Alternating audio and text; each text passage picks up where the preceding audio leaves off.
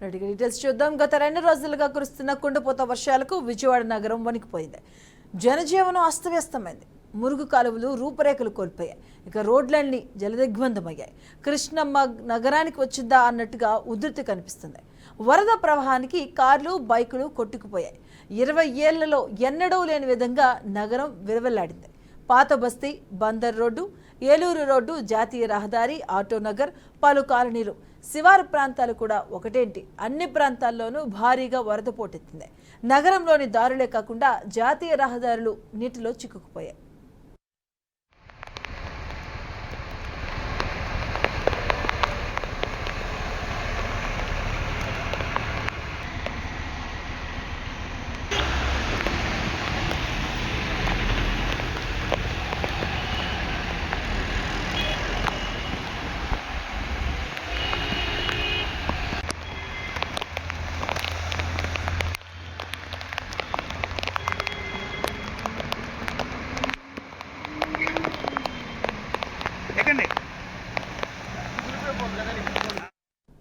శుక్రవారం రాత్రి నుంచి మొదలైన భారీ వర్షం శనివారం మొత్తం కొనసాగింది.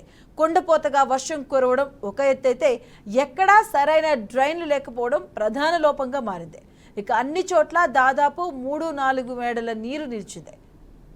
ఇక మధురానగర్ వంతెన, కృష్ణలంక అండర్ గ్రౌండ్ వంతెనల వద్ద 5 అడుగుల వరకు నీరు నిలిచింది. ఏలూరు మార్గంలో రామవరప్పాడు వద్ద జాతీయ రహదారిపై వరద ముంచెత్తడంతో రాకపోకలకు ఇబ్బంది కలిగింది. ఆటోనగర్ నుంచి బెంజ్ సర్కిల్ వరకు నీరు నిలిచింది. ఇక నిర్మల్ కాన్వెంట్, పాలిక్లినిక్ రహదారి, 5 నెంబర్ మార్గం, ఏలూరు రోడ్, భవానీపురం, విద్యాధరపురం, సత్యనారాయణపురం తదితర ప్రాంతాలన్నీ నీటితో మునిగాయి. ఇక విజయవాడ నగరం 69 చదరపు కిలోమీటర్ల విస్తీర్ణంలో ఉన్నటువంటి అన్ని కాలనీలతో పాటు శివారు ప్రాంతాలు జలదిగ్బంధమయ్యాయి. ఇక 1వ పట్టణ పరిధిలోని పలు ప్రాంతాల్లో కొండ చర్యలు విరిగి గిళ్లపై పడ్డాయి. ఇక చరిత్రలో ఎన్నడూ లేనంతగా ఒకే రోజులో 29 సెంటీమీటర్ల వర్షపాతం నమోదైంది.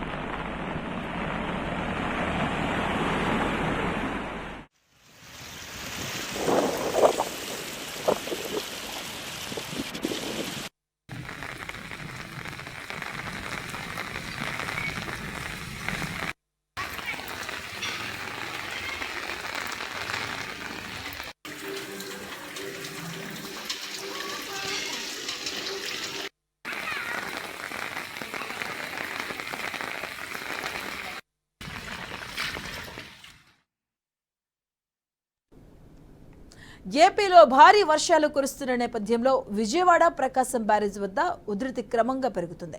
దీంతో అధికారులు 2వ ప్రమాద హెచ్చరిక జారీ చేశారు.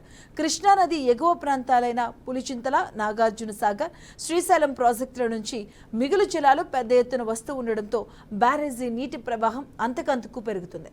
ఇక ఈ క్రమంలో అధికారులు మొత్తం 70 గేట్లు ఎత్తి 3.2 లక్షల క్యూసెక్కుల నీటిని దిగువకు విడుదల చేశారు. ఇక అదనంగా బ్యారేజ్ నుంచి 3,507 క్యూసెక్కుల నీటిని స్థానిక కాలువలకు మళ్లించారు.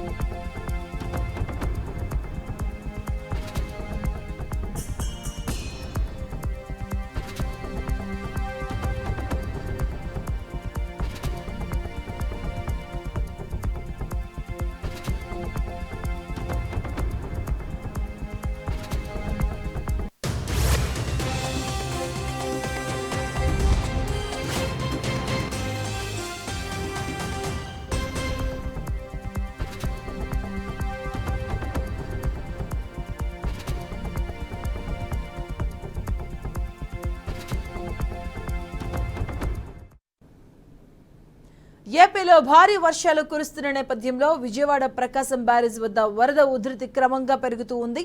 దీంతో అధికారులు రెండో ప్రమాద హెచ్చరిక జారీ చేశారు. కృష్ణా నది ఎగువ ప్రాంతాలైన పులిచింతల, నాగార్జున సాగర్, శ్రీశైలం ప్రాజెక్టుల నుంచి మిగులు జలాలు పెద్ద ఎత్తున వస్తూ ఉండడంతో బ్యారేజీ నీటి ప్రవాహం అంతకంతకు పెరుగుతుంది.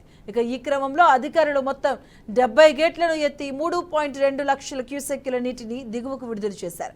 ఇక అదనంగా బ్యారేజ్ నుంచి 3,507 క్యూసెక్కుల నీటిని స్థానిక కాలువలకు మళ్లించారు.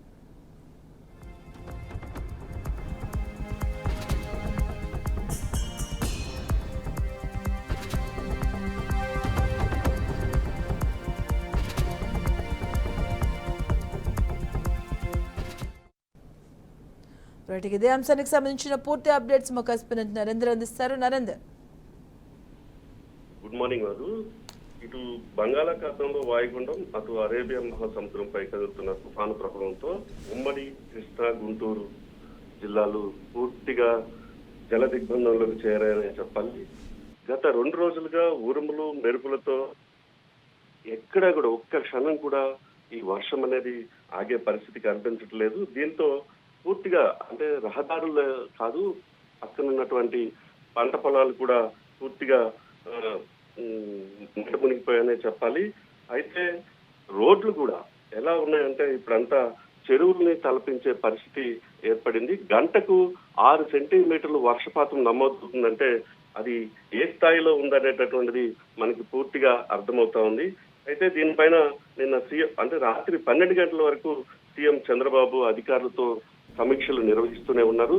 ప్రతి ఒక్కరు అధికారి అంటే ప్రతి అధికారి ఖచ్చితంగా ప్రజలకు అందుబాటులో ఉండాలి. ఎక్కడ కూడా సహాయక చర్యల్లో మీరు వెనకడుగు వేయొద్దు. ఎలాంటి విపత్తునైనా ఎదుర్కొనే పరిస్థితి అందరికీ ధైర్యం కల్పించాలి. ప్రజలకు ఎక్కడ కూడా ఇబ్బందులు లేకుండా చేయాలి అన్నటువంటి దీని మీద రివ్యూలు చేస్తూనే ఉన్నారు. అయితే దాదాపుగా అంటే విజయవాడ, గుంటూరు మధ్య దాదాపుగా 4 అడుగుల మేరకు జాతీయ రహదారిపై నీరు నిలిచిపోయిందని అంటే పరిస్థితి ఎలా ఉందనేది అర్థం చేసుకోవచ్చు. ఈ కృష్ణా ప్రకాశం బ్యారేజ్ అంటే ఏదైతే ఉందో దాదాపుగా 4 లక్షల క్యూసెక్ నీరుని కిందికి వదిలివేస్తారు. దాన్ని సామర్థ్యం 4 లక్షల క్యూసెక్ల నీరు అంటే ఉండగా 4 లక్షల క్యూసెక్ల నీరు కిందకి వదిలివేస్తా ఉన్నారు. అయితే ఎక్కడ కూడా అంటే ప్రజలు అత్యవసరం అయితే తప్ప బయటికి రావద్దనేటటువంటిది హెచ్చరికలు జారీ చేస్తా ఉన్నారు. సోషల్ మీడియా ద్వారా అధికారులు ఎక్కువగా ప్రచారాన్ని చేస్తా ఉండటం సంతోషమైనటువంటి విషయం. ఇదే పరిస్థితుల్లో ఎక్కడ అంటే ఈ ఎడతెగకుండా కురుస్తున్నటువంటి వర్షాలకు నిన్న చూస్తే మన ఎన్టీఆర్ జిల్లాలో మొగల్రాజ్పురంలో ఉన్నటువంటి దాదాపుగా 4 ఇళ్లు పూర్తిగా ధ్వంసమైపోయాయి. దాదాపుగా 6 అక్కడ చనిపోవడం జరిగింది. అదే విధంగా గుంటూరు నుండి ఉప్పలపాడు వద్ద వాగు పొంగిన దృశ్యాలు మనం చూసాం. అక్కడ ఒక కారు కొట్టుకుపోవడంతో ఒక ఉపాధ్యాయుడు అలాగే 2 స్కూల్ పిల్లలు అంటే మరణించారు.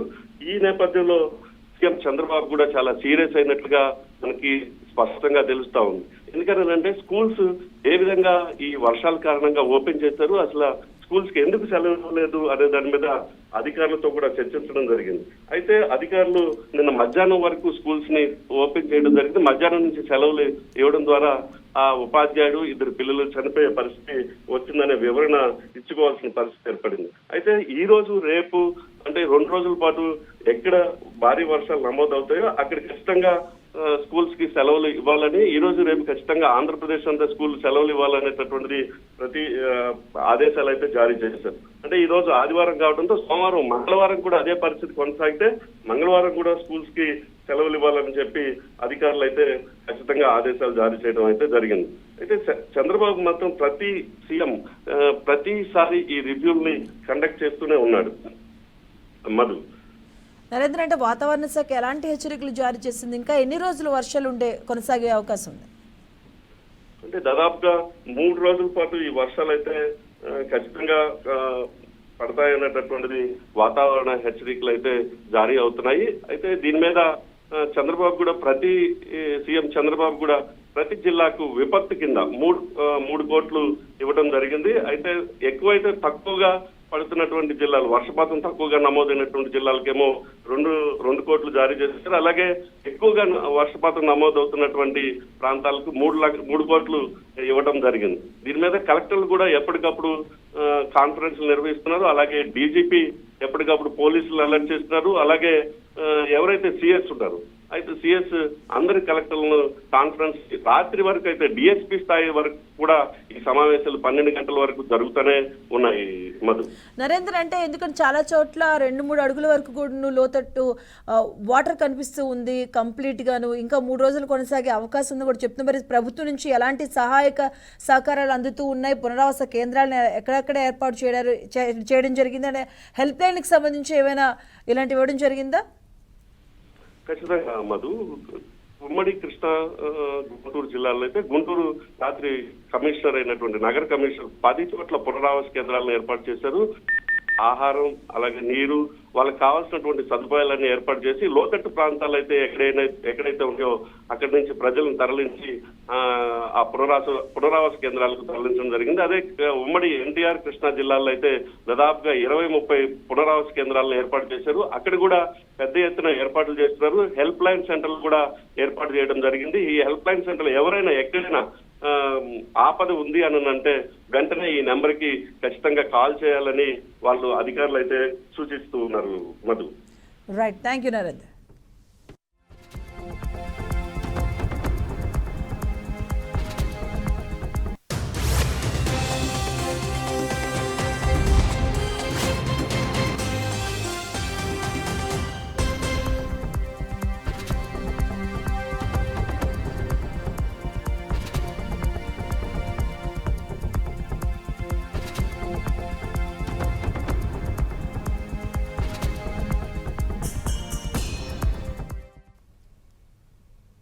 బంగాళాఖాతంలో ఏర్పడిన వాయుగుండం కారణంగా తెలుగు రాష్ట్రాల్లో వర్షాలు కురుస్తున్నాయి.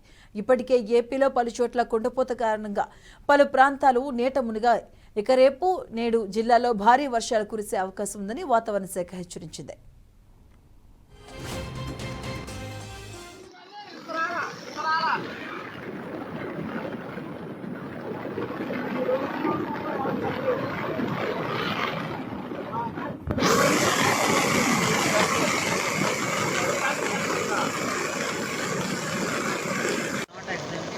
रहो जी।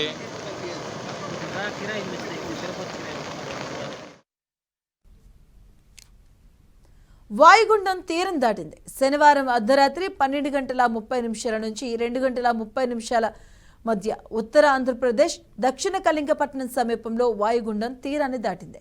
దీంతో తెలుగు రాష్ట్రాల్లో చాలా చోట్ల మోస్తారు నుంచి భారీ వర్షాలు కురిసే అవకాశం ఉంది.